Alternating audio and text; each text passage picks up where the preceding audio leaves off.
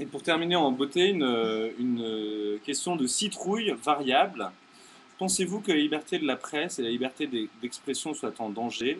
Comment expliquez-vous que les journalistes aient en majorité égaré les investigations, donc délaissé en fait les Mm, investigations et s'auto-censurent? Je cite l'exemple du Honduras, mais mm. en général, qu'est-ce que vous en pensez de tout ça?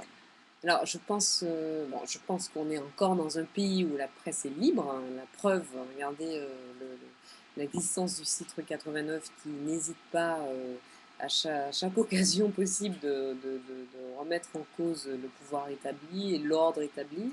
Donc tant mieux. La presse reste libre en France, même si il faut être vigilant et il faut se mobiliser à chaque fois qu'on a l'impression qu'on porte atteinte à cette liberté. Maintenant, pourquoi les journalistes ont abandonné l'investigation? C'est vrai que dans la plupart des grands médias, ils en font de moins en moins. Et malheureusement, c'est une question de moyens. C'est pas une question d'envie, c'est une question de moyens. C'est que de moins en moins de rédactions ont les moyens de dégager des équipes sur le long cours, sur un mois, 2 mois, 6 mois, un an d'enquête.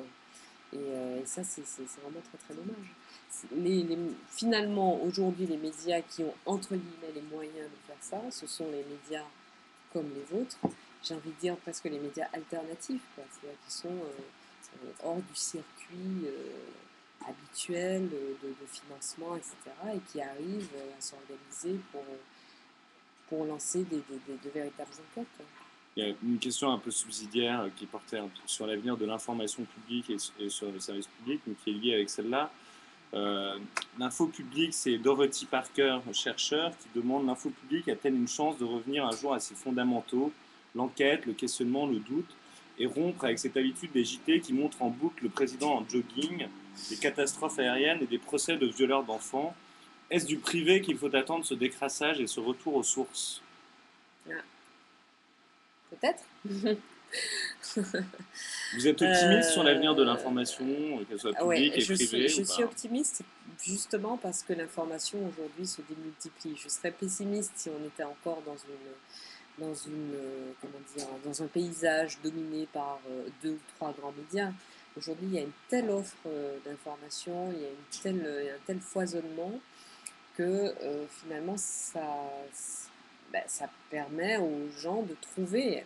C'est vrai qu'il faut parfois chercher beaucoup, mais ça leur permet de trouver de quoi alimenter leur demande d'information, que ce soit du fait divers ou que ce soit de la géopolitique. Merci Audrey Merci Pulvar à d'avoir vous. participé au chat avec les internautes de Rue 89. Merci. Merci.